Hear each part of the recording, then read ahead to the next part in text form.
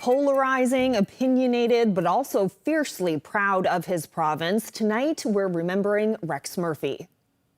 First and foremost, he was a Newfoundlander, and he was a smart Newfoundlander. He was the greatest wordsmith in a place known for talkers. There were times when he'd surprise us. He'd come out and say, you know, I'm on Justin Trudeau's side on this one. We're reflecting on the life and career of the longtime commentator. Health officials are trying to contain an outbreak of pertussis in eastern Newfoundland. We still are seeing upward movement, so difficult to know yet if we've peaked or plateaued. I'll have more later in the show. Disaster was averted, but a fire on the Flanders is once again raising concerns about the age and reliability of the province's ferry fleet. We're doing that analysis now to determine what the future ferry system should look like. I'm Terry Roberts. That story coming up. This is CBC Here and Now.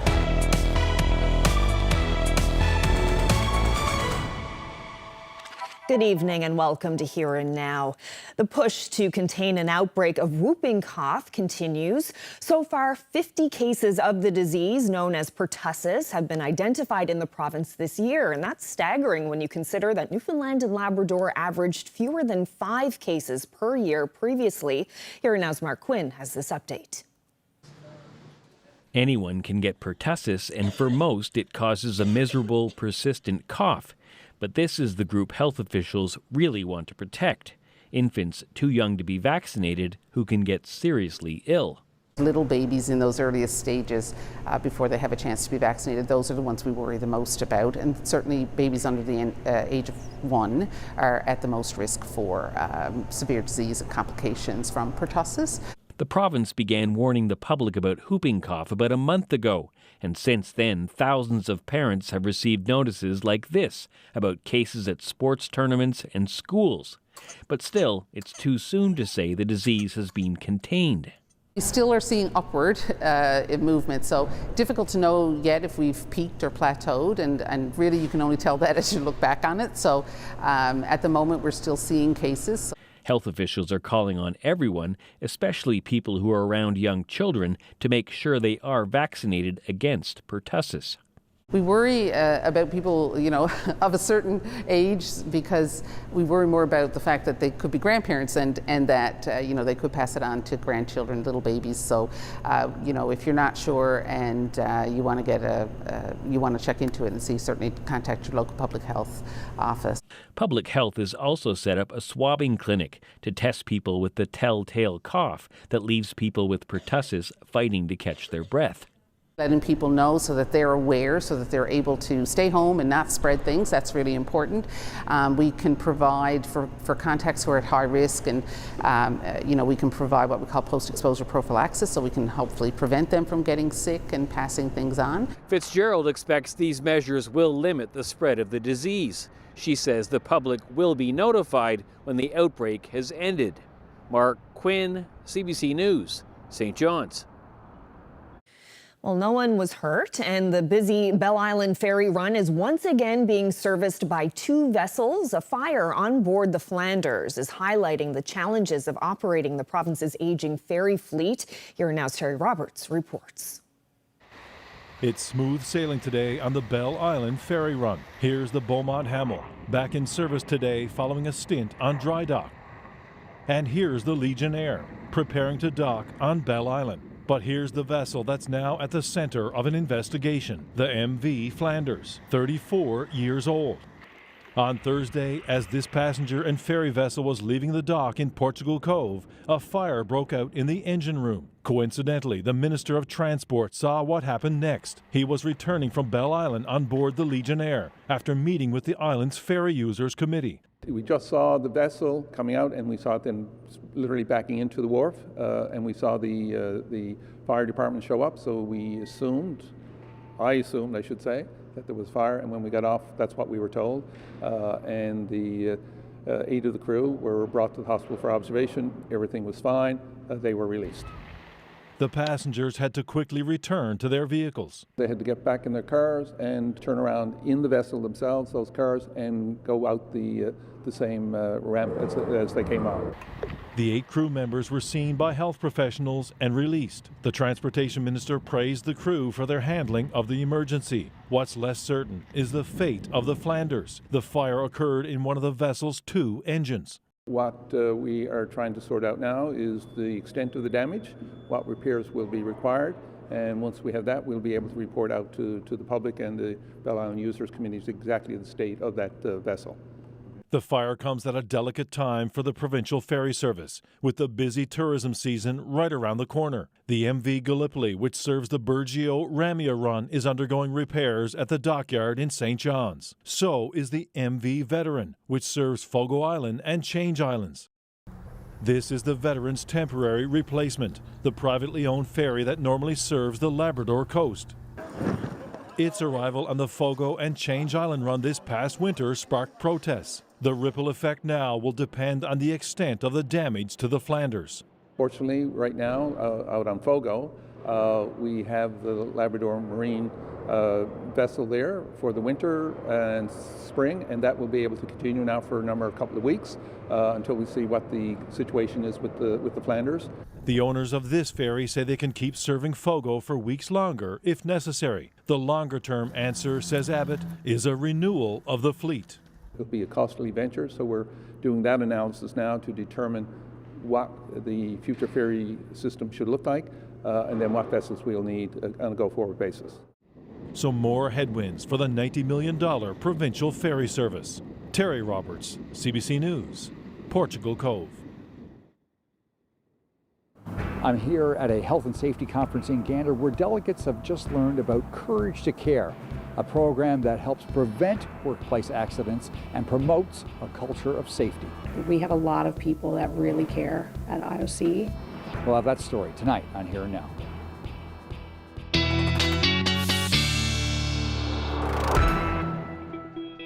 Well, I've got a couple of systems at play right now. An area of low pressure to the south that is bringing some flurries to parts of the Avalon. I'm hearing some reports of that. And we'll talk about that in a few minutes. But let's talk about this ridge of high pressure, because the weather has been beautiful across Labrador, and it is going to set the stage for an absolutely beautiful night tonight as well. And it's good news because the auroras will be in full force tonight. We've got KP 8 storm. On the geomagnetic storm, it would be essentially a 4, and that means it's going to be severe. So we've been mostly in a moderate storm today, but as we head through tonight and into the overnight period, we are looking at severe storm. So what does that mean? That means that the visibility of the northern lights, they should be dancing away across parts of Labrador. Same thing for the west coast of the island. And that line, don't get too excited, low on the horizon, but we can certainly still see them across the Avalon. Now, also don't get excited because the eastern portion of the island is not going to see the lights tonight, the poor visibility, but the west coast and up across Labrador, an absolutely beautiful day for the northern, or beautiful night, I should say, beautiful conditions. You're just gonna have to bundle up a little bit. So what are the northern lights? Well, they form, we've got this big magnetic field essentially across the Earth. And what happens is when we see a magnetic storm, we start to see the solar wind push some charged particles. And what happens is they follow the poles, or the magnetic poles. So we have the weakest magnetic field at the poles, and that means that that's why we see the northern lights there. Now, why do we see the different colors? Well, these charged particles, they interact with our atmosphere, which is mainly made up of oxygen and nitrogen. And depending on where you are in the atmosphere, these particles are, you see the different colors. The green auroras, what we typically see, that's when we interact with oxygen at about 100 kilometers. Blue is when it interacts with nitrogen at 100 kilometers. And then up for the red auroras, we see that really up high in the atmosphere. And then we see those pink ones. That's the nitrogen molecules that it interacts with. So if you see the northern lights tonight, send me some pictures. We'll talk about the forecast in a little bit. Thanks so much, Ashley. Well, the RNC on the Avalon reported 3 assaults against officers yesterday, all within a 24-hour period. The first happened in the west end of St. John's at an apartment building in the early afternoon. One woman was reportedly assaulting another when police intervened. That woman allegedly struck an officer in the face. And then 2 hours later, a woman witnessed an unknown man entering her home. And that man reportedly assaulted an officer during his arrest. And then last night, police were called to a disturbance in the city center. An irate man reportedly assaulted officers with a block of cheese before being arrested. In the end, 7 individuals were placed under arrest. Well, staff and management at the Iron Ore Company of Canada are changing the culture around workplace safety. It's called Courage for Care. And this week, delegates at the Newfoundland and Labrador Occupational Health and Safety Conference seemed impressed by the program. Here and now's Troy Turner reports. Courage to Care sees employees identify risks and become part of the solution to fix possible issues.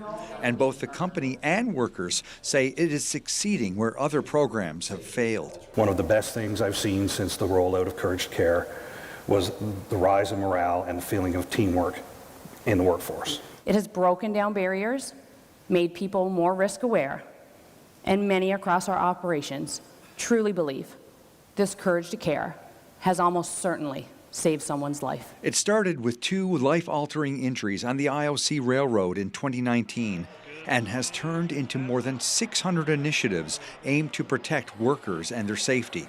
More than half of those have already found solutions. There's challenges, of course. There's going to be a percentage of people that maybe never want to be involved, but the people that have the courage to step forward and take safety into their own hands and help mitigate their own risks in their day-to-day work. We have a lot of people that really care at IOC, and they're showing it by helping make their own improvements for their own day-to-day work. Delegates at the conference like what they heard about the program. It doesn't matter what industry you're in. Safety is safety.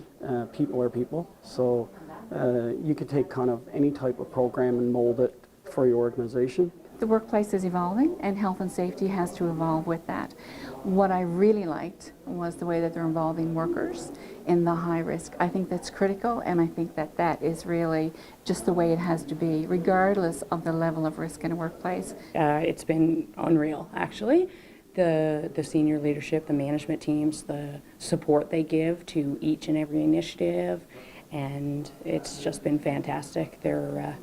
It's been unwavering. What's next for the Courage to Care program? Well, there will be more of the same, really. They'll continue to do their work to help prevent workplace accidents, all the while helping to promote and foster a culture around safety in the workplace. Troy Turner, CBC News, Gander. Well, it's a big night down at the Mary Brown Centre with the Newfoundland Rogues on the brink of elimination in the BSL playoffs. The team is facing off against the Kitchener-Waterloo Titans, who beat the Rogues twice last weekend in Kitchener. But no one on the home squad is showing any signs of stress. Here now's Jeremy Eaton has been down at the Mary Brown Centre for the past 2 days. And Jeremy, I understand the Rogues are missing a vital piece of the team tonight. Yeah, Carolyn, after Coach Jerry Williams spoke to the media yesterday here on the floor at the Mary Brown Centre, he had to leave the country for a family emergency. Now, he's the longest serving Rogue, hasn't missed a game since the franchise started 3 years ago, and that means that the assistant coach, Austin Chambers, Austin is not on the floor right now, but assistant coach Austin Chambers is going to have to fill in his first time being the head coach of this team in the most important game of the year. Now, Austin is no stranger to basketball here in Newfoundland and Labrador. He played at Memorial University for a number of years, and he's well known in the basketball community. So the hope is that he can lead this team to victory. So it's do or die, win or go home. This one is for all the marbles. Whatever cliche you want to put on it, the Rogues need to win tonight to keep their season alive. Now, yesterday at the media availability, I chatted to Coach Jerry Williams and some of the players about tonight's game. Have a look. Pretty intense right now. I mean, this is do or die, so like we're sitting here and it's very, very intense. Like the practices are game like every day. You know, it was the same thing with Sudbury series. It was the same thing with the London series. Our back was against the wall. it was do or die to even get into the playoffs. We did what we had to do to get in to win both of those series. So, we're playing at home. We're excited about that. We're happy that we're here in front of our fans, and we've been here before. So, we're excited and pumped, ready to go. We young and we just came together. We had a couple of team meetings with coach, without coach, and we came together for sure. We're not here by mistake. We're here because we put in a lot of work, and you guys deserve to be here, and don't sell yourself short by not concentrating on the task at hand. Just do your job, do what you've been doing all season, which is scoring is definitely one of the things we've done all season. If we couldn't do anything else, we could definitely score. So for us not to be able to do that, like I said before, it was a surprise, especially for 2 games in a row. It was a big surprise to me and for them. First of all, win, for one. We definitely want to do that. And second of all, just concentrate on doing what we do best, which is scoring. Those are 2 problems that we had in the last 2 games against Kitchener, that we just couldn't put the ball in the basket for whatever reason. We're the #1 scoring team in the league, and we just couldn't score. So we just have to focus more and just make sure our shots are falling, make sure our layups are falling, free throws are falling, and I think we'll be fine. The support, the comfiness, and just the communication with the crowd, just the way they give us energy, and they being here and us just being here, giving them the environment of just a good entertainment just helps us feel better for ourselves, and we feel good, look good. We're gonna obviously play good. So while the Rogues' battle continues here on the court for their playoff lives, a court battle has ended that sees a former St. John's Edge player going to jail for 40 months. Now, many fans will remember that Glenn Big Baby Davis signed with the Edge in 2018, and a federal judge sentenced him to 40 months in prison plus 3 years supervised release for a November 2023 conviction in an alleged scheme to defraud the NBA's health care benefits. Now, Davis was a fan favorite when he played here in St. John's, and he was a big part of the success that the team had that year when they came up a little short in the championship run. So while Davis prepares for his time in jail, the Rogues are preparing here some last-minute preparations for their big game tonight against the KW Titans. Now, they have to win tonight to keep the playoffs alive, the playoff hope alive. And if they do win tonight, they'll be back again to do it all again here tomorrow at the Mary Brown Center. So, reporting live for Here and Now, I'm Jeremy Eden at the Mary Brown Center in St. John's. Well, in other news tonight, a lot of people rushing to make plans for this Sunday, how they'll pay tribute to their mothers in their lives. CBC Radio's Melissa Tobin swung by a senior's home in Gander to ask residents what motherhood means to them. I've been a mother for 68 years. And I love my kids with all my heart. I got 2 boys and 2 girls. And it means the world to me. I have 7 boys, 3 girls. Oh, the first time I laid my eyes on my son and looked into his eyes, or even before that, when I feel him in my belly, I fell in love with him. I know I got a family to bring up. They're always cheerful around me, keep me going every day, and I love them, and I like working for them, and I watch them grow up. A lot of work, but it's the only work you enjoy, really. Mother's Day, they would get up in the morning and make my breakfast in bed, which I never eat in bed. I couldn't tolerate it at all, but I had to be very happy for them. And my goodness, wouldn't be a good breakfast. I can remember I was in church one Sunday, and they started talking about this good lady done this and that and something else, and she was special, and they did this flower to donate. And all of a sudden they called my name up, and I almost had a heart attack. It was from my daughter in New Brunswick. Well, I think I got to say, when it comes in the world, and there's never a love in your heart for nothing like it is when you see them, and you hold that love all through until they goes away, and that's the saddest day of your life. My mom passed away when I was 26, but I want to wish her a happy Mother's Day in heaven today. Happy Mother's Day for my daughters and my daughter-in-laws. Happy Mother's Day to everybody.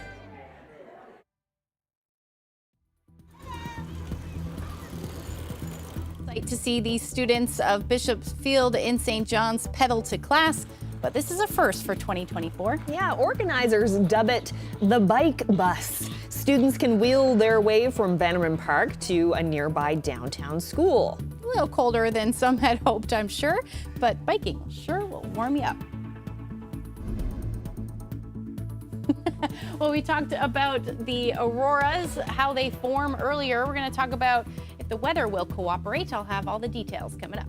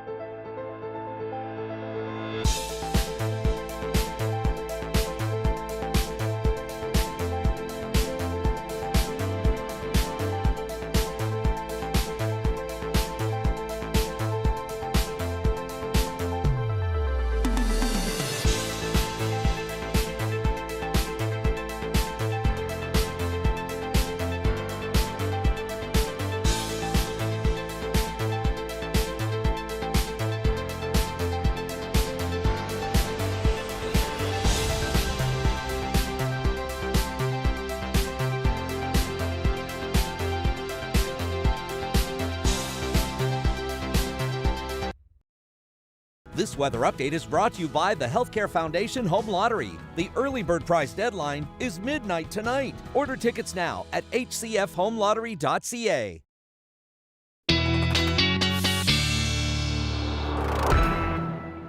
Well, the weekend is here, and Ashley, everyone's hoping that you have good news for us all. Well, depends on where you are. The weather will improve for some of us for sure. Today, not so much. It is not nice out there in St. John's. Let's take a look at the temperatures out there. About +4. Seeing some reports of some wet snow happening across the Avalon as well. Temperatures around 8 degrees for Terra Nova topping out, but we did see, 10 to 11 degrees for parts of the southwestern province. The nicest weather by far up across Labrador, 11 to 13 degrees today, and this is just the beginning because the weather is really looking spectacular through the weekend. So we've got an area of low pressure to the south. That is what's bringing this precipitation at the moment. Some showers, even some wet snow being recorded, like I said, but mostly just eastern Newfoundland at this point. There are some showers. If you note, the precipitation is moving from south to north here, and then we've got some onshore showers happening, moving from north to south, or northeast to southwest at this point. But yeah, we definitely have a couple of systems or a couple of areas of showers happening. This will generally continue tonight, but like I said, most of the activity, the heaviest rain should be falling across the Avalon. And again, we're still looking at the potential for some snow through the night. Just taking a look, live look around, Holyrood was showing some of the wet snow a couple of minutes ago, but it looks like it's changed over to rain now. But yeah, most of us are seeing some rain, except in the higher elevations. Is that a little flurry maybe?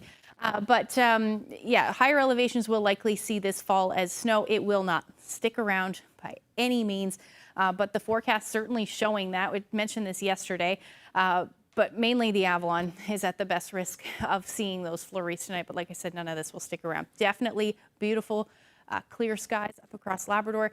If you missed it a little earlier, the auroras tonight definitely going to be dancing. So you're definitely going to want to go out somewhere between midnight and 3 a.m. It looks like it should peak if the forecast is correct. And then the West Coast too, you may see that through the overnight tonight potentially. But if you do see it, they'll likely be dancing in the low light, or as long as you're away from the lights. Overnight tonight temperatures, if you're planning on heading out, going to be pretty chilly, anywhere from -3 to -6 across the Big Land. The good news is not a lot of wind, actually no wind essentially. West Coast as well, temperatures into the minus single digits, and that's the story as you head further east as well, anywhere from about 0 to +2. Now into tomorrow, the first half will be cloudy, still looking at the slight chance of some showers or flurries for the Avalon. West Coast should be fairly nice tomorrow morning, but the trend should be a clearing one. We'll see that happen into the afternoon eventually, late afternoon. Once the clouds clear out, I do think we're going to hang on to those clouds a little longer across the Avalon, and then we'll see some clouds move in up across Labrador as well through the day. As we head through the night, though, our next weather maker will bring more cloud cover and also the chance of some showers and maybe even some wet snow again through the overnight and into Sunday. We'll talk about that coming up a little later. But for tonight, or for tomorrow rather, temperatures, if you are in onshore flow, winds tomorrow will be out of the northeast, 20 to as much as 30 kilometers per hour. So that is going to keep those temperatures cooler if you're in that onshore flow. Otherwise, you're further away. It could get 7 to 9 degrees, it looks like, through the day. And there may be some peaks of sun for the Avalon into the afternoon. Through central, you're looking at temperatures again around 9, 10 degrees along the coast, though cooler. Twillingate topping out at about 4, 7 in Harbour Breton. But as you head towards the west coast, that is where the warmest temperatures should be at this point, 12 to 14 degrees, again cooler along the south coast, 6 to 8. Northern Peninsula, similar temperatures. Then we get into some of the warmest air that we will see over the next couple of days will be found in Labrador. Cartwright will top out at about 10, maybe 11 degrees tomorrow. But Happy Valley, Goose Bay, Lab City, 17, 16, 17 degrees. And really, you could get close to the 20-degree mark through the weekend with all this sunshine. And I will get into those forecast a little later. Thanks so much, Ashley. Well, we're going to get to a story we'd hoped to bring you a little earlier in the show. Rex Murphy has died. The former Here and Now commentator and longtime host of Cross Country Checkup never held back his opinion, often reflecting on current affairs and culture here in his home province and across the country. He was polarizing, opinionated, but also fiercely proud of being from Newfoundland and Labrador. Here and Now's Peter Cowan has more. Separatism in 2014 is a ploy looking for a justification. His news commentaries were must-watch television for many, first locally in Newfoundland and Labrador and then on the national. His unique use of language made people take note. Deborah Collins was a colleague and a friend. Rex could skewer someone in his commentary and make them smile while he did it, because he had the ability to, he had such wit. He was a Rhodes Scholar. He ran for political office 3 times and lost, before deciding his strength was in critiquing the upper echelons of power rather than joining them, always with panache. I've always considered that style was more important than substance. If you're sloppy, slangy, vulgar, blasphemous, or scatological, or simply crude and ignorant, then your thoughts are the same. For the National, I'm Rex Murphy. But his verbose use of language also made him a target for parody. Comedian Mark Critch impersonated Murphy on this hour's 22 Minutes. He says Murphy's work was the ultimate rebuttal to the negative stereotypes of Newfoundlanders. As Newfoundlanders, having someone like Rex on the national scene, he totally disproved that notion. And he was the greatest wordsmith in a place known for talkers. The greatest Canadian, he would have declined the question. We're living the answer. The man who once argued Pierre Trudeau was the greatest Canadian was not a fan of Justin Trudeau.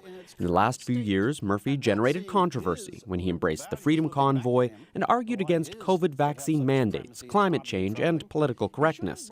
Peter Mansbridge says Murphy felt comfortable when expressing opinions that went against the grain. It was almost easy for Rex to take those positions. But he meant it, he felt it. He became much more right of center. I now invite honourable members to rise. A final tribute the day after his death. The politicians Murphy spent his career pillaring with his perspicacity paused to remember him. Rex Murphy was 77 years old. Peter Cowan, CBC News, St. John's.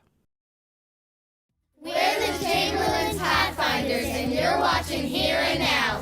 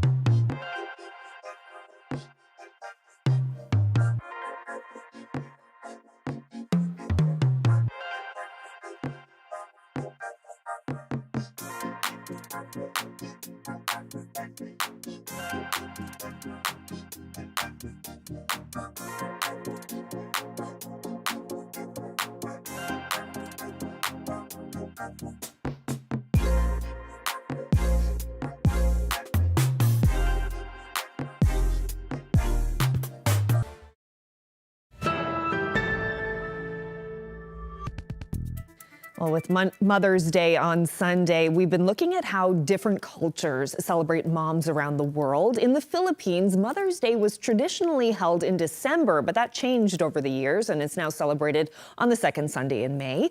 For Annalie Cavalquinto and her family, cooking and sharing a big meal together is an essential part of Mother's Day.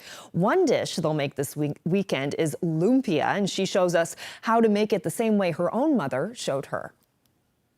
I'm Annalie. I'm a wife and a mother of 4, and I'm also a grandmother of 7-year-old granddaughter. I have a granddaughter. She's my everything right now. I'm from the Philippines. I grew up in a small, we call it barrio, but it's like a town. So it's very, very good memories to look back, And I was also very fortunate that my family back home, we did not really struggle. Philippines is a very westernized country. Because we were under American for more than 50 years. So when I grow up, it's just like, same celebration here in North America. And luckily, my birthday also is on May 14. It's always like, almost same with Mother's Day celebration. So I remember when I was young, we always prepared card for our mom. Not only for our mom, but for also our aunties and also our grandparents, like our grandma, and also friends who has children already, a mom, already mom. So it's a big celebration, really. All right, so now you're going to show us how to make a traditional Filipino dish, and this is going to be something that you're going to make for Mother's Day. So tell us what's going on here. So we call it pork spring roll. So we have this. We have a very simple ingredients. This one is garlic, and then onion, carrots, and this one also is potato, and then the ground pork. You have choices. You can have it chicken or beef or even vegetables. So delicious. So today we're gonna be cooking the pork version. This is my version because there's a lot of version in the how to cook spring roll. So let's saute first the garlic, the minced garlic. Smell and then some onion, more onion on this. So next is our pork.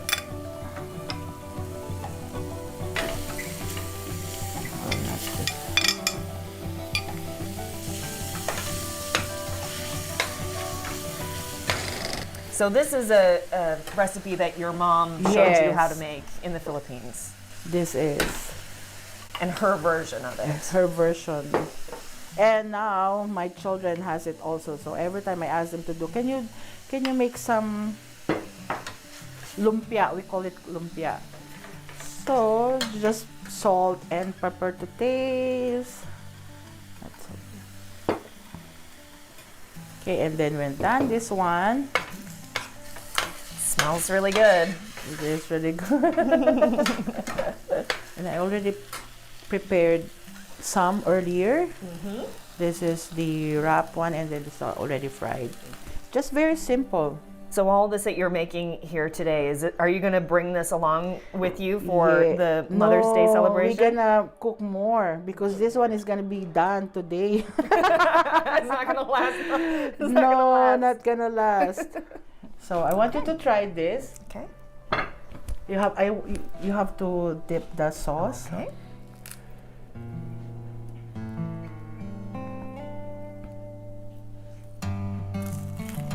Christmas. Really good. Lovely. Thank you. I won't double dip. Oh, that's very good.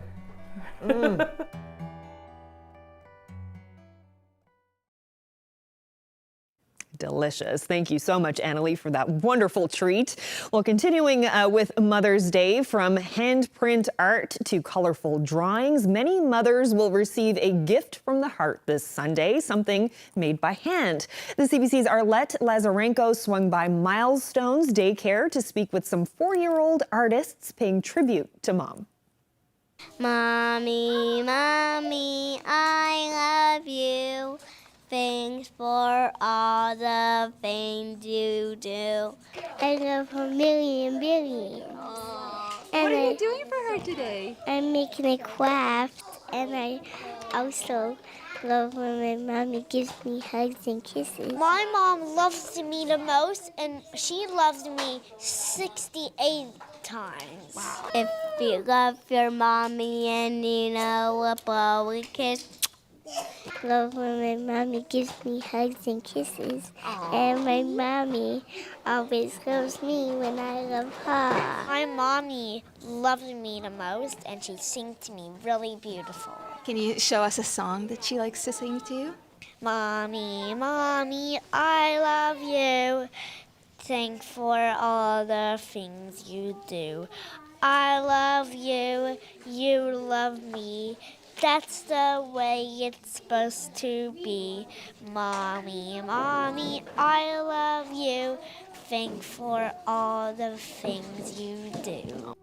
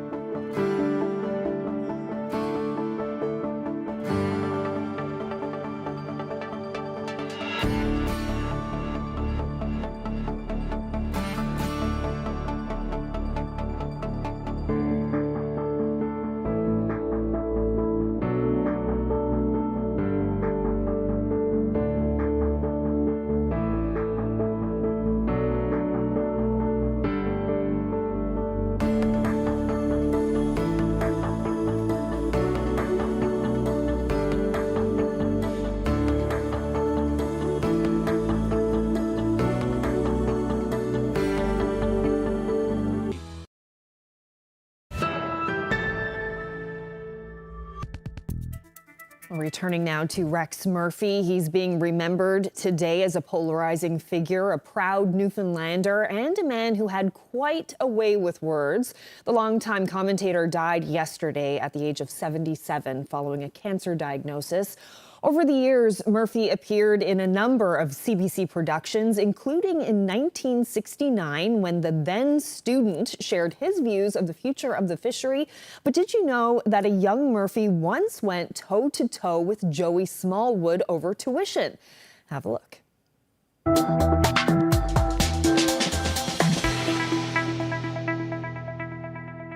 There's both salt spray and forest green in the hearts of Newfoundlanders, so they're a properly proud and insistently independent people, over 500,000 of them. Rex Murphy, a young bayman with a Rhodes Scholarship. The sons of my age have absolutely no interest and no taste for the type of life that fishing is, getting up at 5 in the morning and going out and freezing literally to death for the early hours, and then depending on what was given. Fishing is by no means a planned activity. You don't plan the way of the waves. And this really, I mean, the fishing way of life is probably the one dominant trait in the whole perspective of Newfoundland living. It is. What fishing demands of you is that you do wait for circumstance and that you do submit to circumstance. And that type of insecurity, which bred, I think, a most magnificent sense of self-reliance, you know, it was absolutely aesthetic, has died. Newfoundland is no longer a fishing community, and I don't think, as one arrogant opinion to 1,000 others, that it ever will be.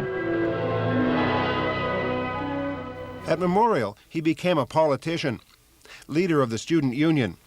This was in the mid-60s. Fraser March was also on the council. And Rex, as the leader of the student movement at that time, was not only the Rex of, as my mother would say, the gift of the gab, because this is why he was the Wayne Gretzky of this era. He could just simply out-talk everybody. I mean, if you argue with Rex, the problem is you might have some good ideas, but by the time you get a chance to express your ideas, you forgot them.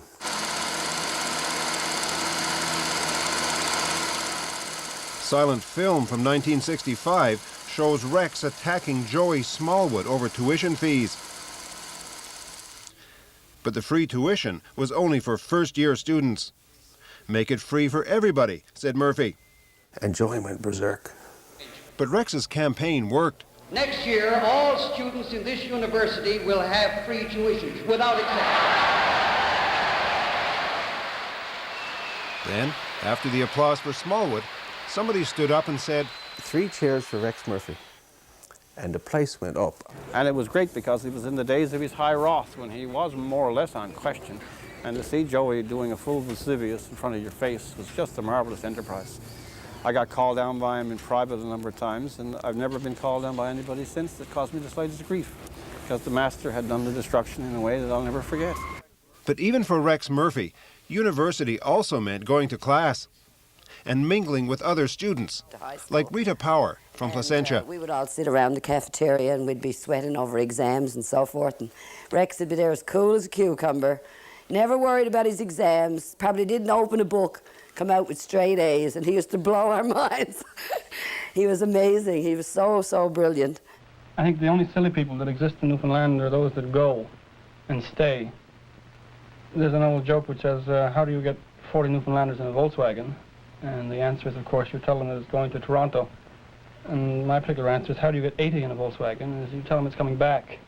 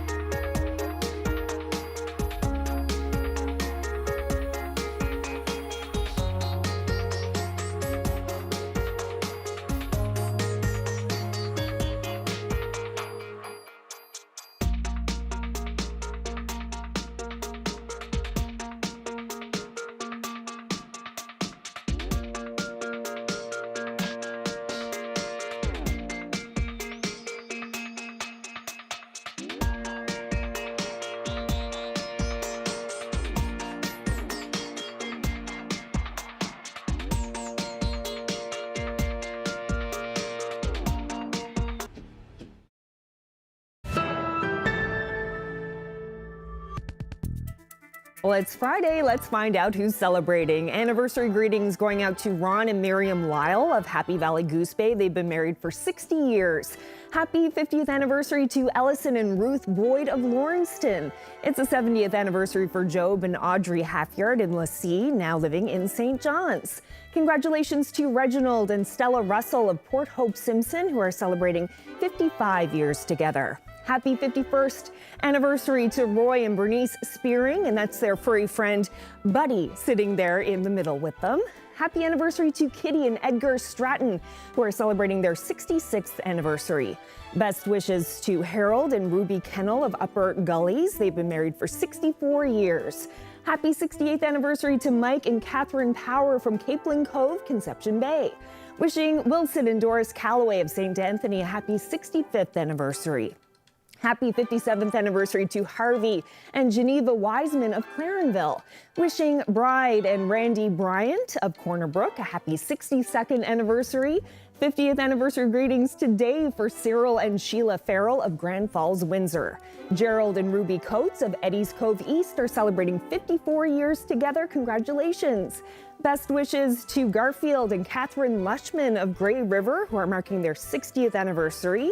Happy 50th anniversary tomorrow to Paula and Sterling Hines of Norris Arm. Happy 50th anniversary to Wallace and Beverly Norris of Mount Pearl. Congratulations to Raymond and Winnie Edwards of Horwood. They've been married for 62 years. And it's a 61st anniversary for Maud and Bert Roberts of Upper Island Cove. Happy 57th anniversary tomorrow to Eva and Alf Jones from Clarenville. Wishing Dawn and Lydia Waterman of Gambo a happy 70th anniversary. Now to some birthdays. Phoebe Coates of Happy Valley Goose Bay is turning 90 next week. Birthday greetings going out to Vincent Myers of Chapels Cove, who's celebrating his 92nd birthday. Best wishes to Betty Freak, who just turned 97. She's in Grand Falls, Windsor. Happy 90th birthday to Jessie Golding of Gander. It's a 91st birthday for Chess Gill of Pinchard's Island, now in Mount Pearl. Happy 90th birthday to Raymond Pelly from Gander. 90th birthday greetings going out to Violet Clark from the now resettled community of Corbin, now living in Little St. Lawrence. Happy 95th birthday to Sarah Kelland this Sunday. She's from Heart's Content and now lives in Paradise. Wishing Don Hiscock of Corner Brook a happy 94th birthday. Birthday wishes going out to Harry Wareham in Gander. He's turning 98. Wishing Lucy Earle of St. Lunaire Gricket a happy 92nd birthday. Happy 90th birthday to Nita Lane of Eastport. Wishing Barbara Norman a happy 95th birthday. She's from Port Union and now lives in Placentia. Birthday greetings going out to Emma Thornhill of Mount Pearl. She's celebrating her 93rd birthday. And extra special birthday greetings going out to Blanche Biles in St. Anthony, who celebrates a milestone 100th birthday on Sunday. Hope you have a wonderful birthday. Another fine crowd. Congratulations once again. And lots of people are going to be celebrating Mother's Day this weekend as well. So hopefully the weather will be decent. Depends. On where you are. Yes, absolutely beautiful up across Labrador. Of course. It's going to be a start thanks to that ridge of high pressure. Not the case for the island. Let's take a look at what's going on. It's actually going to be pretty wet through the day. So as we head into the evening hours and then through the overnight, our next weather maker will move in. So this is an area of low pressure that is tracking to the south. And you see that blue and white showing up there on the future tracker. Inland areas, especially in the higher elevations, you may see this start as snow on Sunday morning, but it should quickly change over to rain because temperatures are going to warm up quite a bit through the afternoon. Now, long-range mountains, higher elevations, you may see that snow stick around for a little while longer, but most areas will be seeing rain through the day. We've got that southeast or easterly wind, which means east-facing or southeast-facing areas will see some cooler temperatures through the day. But these daytime highs that I'm showing you there, 11 degrees in St. John's, that won't be until later. But 5-6 degrees through central, Corner Brook hovering around 9 degrees, 6 in St. Anthony, and then again along the strait there. And for southeastern portions of Labrador, through the overnight especially, you may see some snow. But other than that, look at the temperatures across Happy Valley Goose Bay, 18 degrees, 16 in Lab City for Mother's Day. And then Nain, you'll still hover in the single digits, but it's going to be sunny, so you'll certainly see some nice weather. Sunday evening and into Monday, this area of low pressure will track across Newfoundland. So just southeastern portions of Labrador will see that snow or rain. By Monday morning, we should see that rain end across the island, with cloudy skies generally sticking around. Now, we may see a bit of a break in the cloud cover for the west, but for the most part, it will be another gray day. And then some clouds lingering again for southeastern portions of Labrador. The rest of the big land looks actually pretty decent through the day. And again, another warm one, 16 degrees for Monday, 10 for Nain. Cartwright will sit around 6 degrees, but we're going to start to see some of that milder air across the island as well. 10 to 13 degrees, looks like 15 degrees for St. John's. However, there's a chance we can see some showers move back in again late day on Monday. Long range forecast, that will be essentially the warmest day of the week, and then temperatures will drop back down to 8 or 9 degrees with rain Tuesday and Wednesday at this point. Overnight lows, though, fairly mild, considering what we've been talking about, but between 4 to 6 degrees, a little warmer than that when we see those milder temperatures. But central Newfoundland, 13 to 16 degrees to start next week, and a little bit of variable cloud cover. Same thing for western Newfoundland, between 10 to 16. And then for Labrador, you are looking at a beautiful stretch of weather. A little drop in temperatures Tuesday, Wednesday, but still gorgeous with lots of sunshine. And the return of some showers possible for Tuesday and Wednesday for Labrador West, Lab West. And your temperatures will drop a little bit as well on Wednesday, down to about 10 degrees. We've been getting some lovely evening skies lately, and this one was last night, and no exception there. Beautiful shot of an evening sky in Torbay, and Arlene shared that lovely shot with us. If you have any weather photos you would like to share with us, and I know those of you in Labrador and maybe even the West Coast are going to see some, hopefully see some spectacular lights, northern lights, and if you would like to share those with us, you can do that by nlphotos@cbc.ca, emailing that one. Yeah, that's a beautiful shot there. And so tell us again, we're not going to be able to see the northern lights from the island, from the Avalon. From the eastern portion of the island, we won't be able to see. It looks like cloudy skies tonight, but West Coast, definitely possible. And certainly up across Labrador, it is going to be a spectacular show if we see that magnetic storm. Now, it's just a forecast, so there's always a chance that it doesn't actually happen, but I'd say there's a good shot. Yeah, so please, if you do see it, please take a picture and send it to us, because we would love to see. Yeah. Okay, that's it for us. Hope you have a wonderful weekend. Good night.